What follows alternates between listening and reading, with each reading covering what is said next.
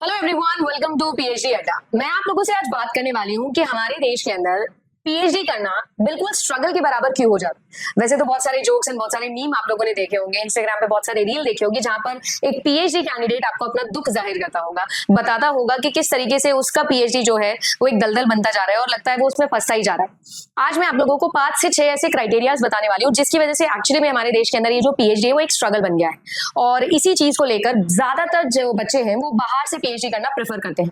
But ऐसा नहीं कि पीएचडी जो है उसको लेकर हम लोग कुछ इंप्रूवमेंट नहीं कर सकते। वीडियो के एंड में मैं ये भी आपको बताऊंगी कि हमारे देश के अंदर क्या क्या इस वक्त किया जा रहा है, कैसे कैसे फेलोशिप स्कीम्स को इंप्रूव किया जा रहा है, रिसर्च अपॉर्चुनिटीज पर काम किया जा रहा है। बट यस, आज का जो ये वीडियो है इसमें मैं आप लोगों को ये बताऊंगी कि हाउ टू अंडरस्टैंड कि हमारे देश के अंदर ये पीएचडी स्ट्रगल्स क्या है और अगर आप पीएचडी करना चाहते हो तो कैसे आप इनको ओवरकम कर सकते हो। सो वेलकम टू पीएचडी अड्डा। अगर आप लोगों ने चैनल को सब्सक्राइब नहीं किया तो करिएगा, क्योंकि पीएचडी की इस पूरी की पूरी जर्नी को मैं आप लोगों से यहाँ डिस्कस करती हूँ। साथ ही साथ मैं आप लोगों के लिए वो सारे important notifications and fellowships update लेकर आती हूँ जो आप सभी लोगों को आपके पीएचडी के अंदर हेल्प करेंगे। रिसर्च प्रपोजल मेकिंग या उन सब चीजों को लेकर भी आप लोगों के लिए यहाँ पर मैं कंटेंट लेकर आती हूँ। So do consider subscribing the channel अगर आपको लगे कि ये सब चीजें आपके काम की। अगर आप सभी लोग चाहें तो आप मुझसे पर्सनली भी कनेक्ट कर सकते हैं मेरे इंस्टाग्राम प्रोफाइल अदिति_JRF अड्डा पर, जहां पर मैं पीएचडी इंडिया एंड अब्रॉड दोनों से रिलेटेड इंपॉर्टेंट इन्फॉर्मेशन भी शेयर करती हूँ, अपना पूरा गाइडेंस भी आप लोगों के सामने यहाँ पर रखती हूँ और जो भी 6 साल का मेरा एक्सपीरियंस रहा है वो सब मैं आप लोगों के लिए यहाँ पर साझा करती हूँ। तो अदिति_JRF अड्डा मेरा प्रोफाइल है जिस पर आप लोग फॉलो कर सकते हैं। अब मैं देखो आपको 6 बेसिक रीजन देने वाली हूँ, जिसमें सबसे इंपॉर्टेंट रीजन जो है वो मुझे लगता है मैं एकदम काउंटडाउन पे चलूंगी तो सबसे एंड में मैं आपको बताऊंगी। बट सबसे पहली इंपॉर्टेंट चीज जो है वो है आप लोगों का इंडस्ट्री और एकेडमिक कोलैबोरेशन। देखो जितनी भी कंट्रीज है जो रिसर्च में बहुत अच्छे हैं, जैसे यूएस हो गया, चाइना हो गया, जापान हो गया, अगर आप लोग देखोगे सिंगापुर हो गया, ये सारी की सारी कंट्रीज के अंदर जो है ना वो इंडस्ट्रियलाइजेशन इतना अच्छे से कोलैबोरेट किया है अकेडमिक्स के साथ में कि अपॉर्चुनिटीज भी ज्यादा निकलती है और जो रिसर्च एंड डेवलपमेंट डिपार्टमेंट होता है वो भी बहुत अच्छे से ग्रो करता है। इसी वजह से ये जो कंट्रीज है वो रैपिडली ग्रो करती है। हमारे देश में इसका बहुत बड़ा कमी है। हमारे देश के अंदर अगर आप लोग देखोगे तो हमारे कंप्लीट रिसर्च का कंट्रीब्यूशन में हमारा प्राइवेट सेक्टर कुछ भी कंट्रीब्यूट नहीं करता है, जिसको लेकर अभी रूल्स एंड रेगुलेशंस भी चेंज होने की बात की गई है कि अब प्राइवेट सेक्टर भी कंट्रीब्यूट करे। तो हमारा सरकार का जो पूरा बजट है, साल का जो पूरा बजट है, उसका कुछ मात्र 3% 6% जो है वो भी जो है वो हमारे पास में नहीं आता। तो इस वजह से हमारे पास में कोई भी इंडस्ट्री एक्सपोजर है ही नहीं, रियल वर्ल्ड प्रॉब्लम्स हम सॉल्व ही नहीं करते और इसी वजह से हमारे देश के अंदर जो पीएचडी है ना वो एक मोनोटोनस बोरिंग थ्योरेटिकल टास्क बन के रह जाता है। अगर देखा जाएगा तो सिर्फ और सिर्फ यूनिवर्सिटी से अगर आप लोग काम चला रहे हो तो मुझे नहीं लगता है कि कुछ खास अपॉर्चुनिटीज आपको मिलने वाली है। Then the next thing is कि जो आप सभी लोग नोटिस करोगे तो हमारे यहाँ पर जो है वो क्वालिटी नहीं क्वांटिटी को बहुत ज्यादा एम्फेसाइज किया जाता है। अभी आपने गलगोटियास यूनिवर्सिटी की एक बहुत बड़ी कंट्रोवर्सी देखी होगी जहां पर नंबर ऑफ पेटेंट्स को ज्यादा दिखाकर कोई भी यूनिवर्सिटी अपनी रैंकिंग बहुत सुधार सकती है, राइट। एनआईआरएफ रैंकिंग जो हमारे यूनिवर्सिटीज को रैंक करता है, उस रैंक के इंप्रूवमेंट के लिए अगर आप पेटेंट फाइल भी करते हो, जितने पेटेंट आपने 1 साल के अंदर फाइल किए अगर वो ज्यादा होते हैं तो आपकी रैंक इंप्रूव हो जाती है। अगर इस तरीके से हमारे देश के अंदर क्वांटिटी पर फोकस किया जाएगा तो आप खुद सोच के देखिए कि क्वालिटी कितनी हैम्पर हो। अब यहाँ पर क्या होता है, जो ये पेडिट्री आप लोगों की जर्नल्स है उन पर आप लोगों का फोकस रहता है, लो इम्पैक्ट पब्लिकेशंस आते हैं और क्योंकि यहाँ पर प्रमोशन बेस्ड पब्लिकेशन होता है तो इस वजह से कुछ भी अच्छा सीखने से पहले हम ये सोचते हैं कि ज्यादा से ज्यादा कर ले ताकि हमारी जॉब फिक्स हो जाए, है ना, या हमारा पीएचडी कंप्लीट हो जाए। तो it's like a run away जो हम लोग कर रहे हैं। सो अब होता क्या है कि जितने पेपर्स आप लोग देखते हो हमारे देश के अंदर उन सबका ग्लोबल इम्पैक्ट बहुत कम होता है। अच्छा, इसमें ये भी एक बहुत इंपॉर्टेंट फैक्टर आता है कि जब आप किसी एक अच्छी इंटरनेशनल जर्नल के अंदर अपना पेपर पब्लिश करवाना चाहते हो तो उसके भी बहुत ज्यादा पैसे लगते हैं, 1-1 लाख 1.5 लाख रुपए तक लगते हैं। Even central universities, government universities जैसी यूनिवर्सिटीज के अंदर भी वो भी एक बहुत बड़ा मैटर है जो यहाँ पर मुझे लगता है कि होता है। At the end of the day पैसा तो रिक्वायर्ड ही होता है। देन जो हमारे देश के इंडियन एजुकेशन सिस्टम को ही मैं मुझे लगता है कि अगर हम लोग कहीं पर अगर लूप होल फाइंड आउट करें तो वो है ब्यूरोक्रेसी और स्लो प्रोग्रेस। होता क्या है कि कोई चेंज इनिशिएट करने की अगर बात की जाए तो वो इतना ज्यादा स्लो है क्योंकि इतनी हायरकी बनी हुई है, वो टॉप से फिर बॉटम फिर ग्रास रूट लेवल पर आते आते जो है वो पीएचडी ही खत्म हो जाती है, बट वो चेंज हमें देखने नहीं मिलता। तो ये जो ग्रांट, इवन हमारे जेआरएफ ग्रांट जो होते हैं वो 6-6 महीने में स्टूडेंट के पास आता है, एसआरएफ ग्रांट जो है वो 1-1 साल तक बच्चे को नहीं मिलता है। तो ये जो है ये बहुत बड़ा प्रॉब्लम है। बहुत ज्यादा आज भी हम लोग पेपर वर्क्स के ऊपर रिलाई करते हैं, डिले होता है फंडिंग रिलीजिंग के अंदर और ऑफ कोर्स इसी वजह से जो है वो आप लोगों के लिए यहाँ पर प्रोक्रूटमेंट इश्यूज आते हैं। कोई भी एक छोटा सा अगर आप लोग देखोगे इक्विपमेंट किसी एक यूनिवर्सिटी को भी अगर लेना है, बाय करना है, उसमें भी साल लग जाते हैं क्योंकि वो रीइंबर्समेंट का वेट करते हैं, उस पेपर वर्क को कंप्लीट होने का वेट करते हैं और इसी वजह से कोई भी एक स्टूडेंट जो पीएचडी कर रहा है उसे वो रिसोर्स मिल ही नहीं पाते हैं जिससे वो रियल वर्ल्ड प्रॉब्लम के बारे में सोच सके। सॉल्व करना तो बहुत दूर की बात है। इसके अलावा जो मुझे लगता है नेक्स्ट आप लोगों का रीजन है वो है ब्रेन ड्रेन। ये ब्रेन ड्रेन में से रीजन नहीं है, ये कंक्लूजन भी आप बोल सकते हो, क्योंकि किसी एक बच्चे को वो अपॉर्चुनिटी, वो पैसा, वो रेप्यूटेशन और वो जॉब सिक्योरिटी यहाँ नहीं दिखती, स्टेबिलिटी यहाँ नहीं दिखती, इसीलिए वो बाहर जाने के लिए सोच रहा है, क्योंकि बाहर की कंट्रीज के अंदर better labs, higher stabilities, higher job opportunities, freedom and less bureaucracy उसे मिलती है, और इसी वजह से उसे अपना जो करियर होता है वो बहुत अच्छा मिलता है। जैसे अभी जर्मनी के अंदर, न्यूजीलैंड के अंदर, यूके के अंदर, यूएस के अंदर इतनी अच्छी अपॉर्चुनिटी रिसर्च की बच्चों के लिए आ गई है कि बहुत सारे जो बच्चे हैं वो बाहर सेटल होने की सोचते हैं। और जो आप लोगों का टॉप नॉच है, जैसे आप लोग अगर देखो, बहुत बड़ी चीज है ये, मैं इसको लेकर वीडियो जरूर बनाऊंगी। हमारे देश के अंदर जितने भी पेटेंट फाइल होते हैं, मान लीजिए एक्स अमाउंट ऑफ पेटेंट्स हमारे देश के अंदर फाइल होते हैं, उसमें से 70% जो पेटेंट्स है वो एनआरआईज को मिलते हैं। मतलब वो इंडियंस जो रहते ही नहीं है इंडिया के अंदर, 70% से भी ज्यादा इनफैक्ट।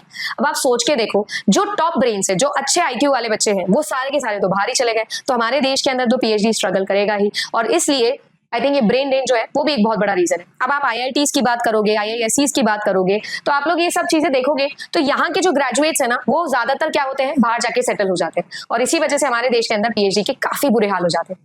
देन आता है हमारा एजुकेशन सिस्टम, जो मुझे लगता है अगर पूरा देखा जाए तो यहाँ पर क्यूरियोसिटी या क्वेश्चनिंग या एक्सपेरिमेंटेशन से ज्यादा हम लोग डिग्री पर फोकस करते हैं, मार्क्स पर फोकस करते हैं, वो एग्जाम सिनेरियो, रोड लर्निंग पर हम फोकस करते हैं। नेशनल एजुकेशन पॉलिसी 2020 जैसी पॉलिसीज तो हम लोग बनाते हैं, पर उस पॉलिसीज को एप्लीकेशन को भी सालों लग जाते हैं। लाइक आई सेड कि वो इतना बड़ा हायरार्की है कि वो एप्लीकेशन तक किसी एक बच्चे का पीएचडी कंप्लीट भी हो जाता है, खत्म भी हो जाता है, राइट। तो अगर देखा जाए तो सबसे बड़ा लूपहोल जो मुझे लगता है वो यही है कि आज भी हम लोग जो है वो हम लोग जॉब या एग्जाम ओरिएंटेड काम कर रहे हैं, ना कि discovery oriented.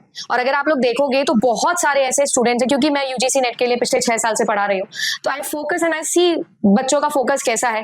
They are more focusing on cut off, की कट ऑफ कैसी क्लियर करनी है, नंबर कैसे लाना है। उनमें से किसी में भी मुझे नहीं लगता कि वो ड्राइव आपको देखने मिलती है कि इसके बाद मुझे रिसर्च करना है। हार्डली 100 में से हार्डली एक ऐसा बच्चा आपको दिखेगा जिसका एक्चुअल इंक्लिनेशन होता है पीएचडी करने के लिए।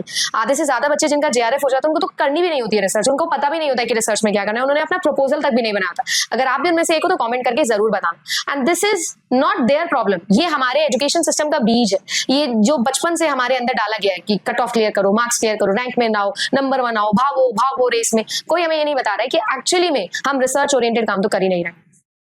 And then the final and the most important cause जो मैंने आप लोगों को अगेन बताया कि हम बोलते हैं कि 3 से 6% हम लोगों को हमारे कंट्रीब्यूशन देना चाहिए, बट अगर आप देखोगे तो हमारे देश में जो हमारा टोटल जीडीपी है उसका सिर्फ और सिर्फ 0.6 से लेकर 0.7% है जो हम R&D पर डालते हैं, और उसमें भी वो R&D जो है वो एक्चुअली में बार्क, इसरो और डीआरडीओ जैसी ऑर्गेनाइजेशंस में ज्यादातर चला जाता है, और किसी भी एक बच्चे के लिए जो वो स्टाइपेंड अमाउंट है वो कुछ भी नहीं बचता है। 38,000 रुपए महीना आप दे रहे हो उस बच्चे को, और उस बच्चे के पास में कोई रियल प्रॉब्लम सॉल्व करने का मोटिवेशन भी नहीं है। सोचो, ना तो पैसा है ना मोटिवेशन है, वो किस तरीके से डिस्कवरी के लिए काम करेगा। अगर आप यूएस में देखोगे तो लगभग 3.5% का जो कंट्रीब्यूशन है बजट का वो रिसर्च में है।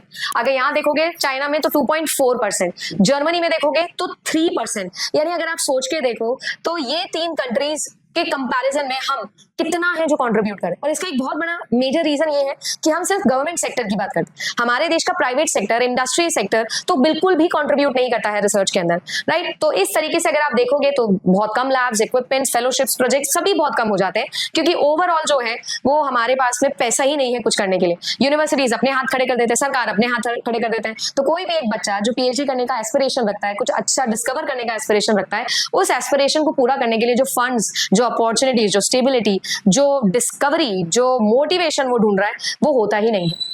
तो यानी कि अगर आप ओवरऑल देखोगे तो हमारे देश के अंदर वाकई में पीएचडी जो है वो एक स्ट्रगल तो बन गया है। बट इसका क्या कंक्लूजन हुआ कि क्यों हम ये सारे टॉपिक्स पर बात करें, क्या हमें पीएचडी नहीं करनी चाहिए, हमारे देश से पीएचडी करना एक बुरी चीज हो गई है?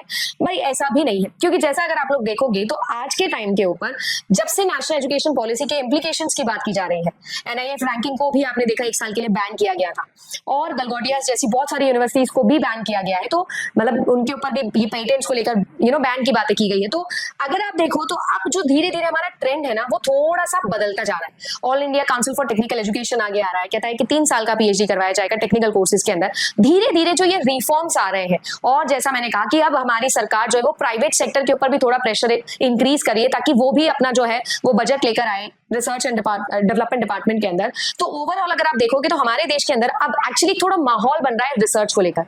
इनफैक्ट अगर आप लोग देखोगे तो हमारी सरकार ने एक फैसला भी लिया कि अगर किसी भी बच्चे को पीएचडी एंट्रेंस लेना है तो उसको एक मिनिमम एग्जाम क्लियर करना पड़ेगा। यानी हर कोई अब यूजीसी नेट या सीएसए या नेट क्लियर तो कर नहीं पाता है, उसका रिजल्ट भी 1% और जेआरएफ करने वाले बच्चे तो 0.5% के आसपास होते हैं, तो हर किसी को पीएचडी करना भी अलाउ नहीं कर रहा है। तो अगर आप देखोगे तो ऑल इन ऑल हमारे देश के अंदर वो धीरे धीरे रिसर्च का माहौल बन रहा है। आपका क्या ओपिनियन है इसके बारे में कमेंट सेक्शन में जरूर बताइएगा। But yes, it is a struggle, but अगर आप लोग थोड़ा स्मार्ट प्ले करो, अच्छी यूनिवर्सिटी पिक करो, अच्छा स्टाइपेंड, अच्छा फेलोशिप पिक करो, नॉट नेसेसरीली जेआरएफ से भी और अच्छे स्टाइपेंड्स होते हैं। मैंने आपके लिए बहुत सारे वीडियोस जो है वो चैनल पर बनाए हैं, शॉर्ट्स भी बनाए हैं, इवन मैंने इंस्टाग्राम के ऊपर भी आप लोगों से शेयर की वो फेलोशिप्स जो आपको मिल सकती है अदर देन जेआरएफ।